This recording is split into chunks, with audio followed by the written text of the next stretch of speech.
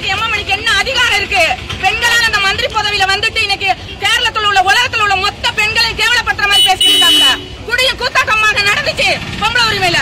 போனதுக்கும் கூலிக்க வேண்டி வந்தவங்க நாங்க. சும்மா விட மாட்டோம் எம்எம்மணிய.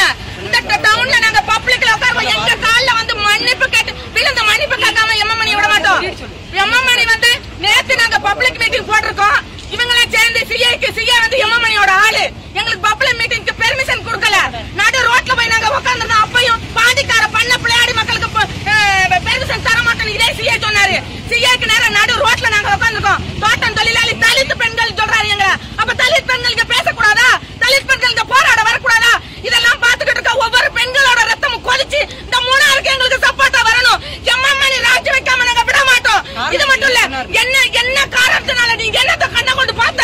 இந்த பொம்பளைங்க நடுரோட்ல உட்கார்ந்து இந்த பொம்பளைங்களை என்னத்த நீ கண்ணை கொண்டு பார்த்த? நீ பாட்டியை வளர்க்க வந்தியா? பெண்ணுங்களை கேவலப்படுத்த வந்தியா? உன்னால பாட்டிக்கு அவமானம். நீ பாட்டியில இருக்க கூடாது, உன் பதவியில இருக்க கூடாது.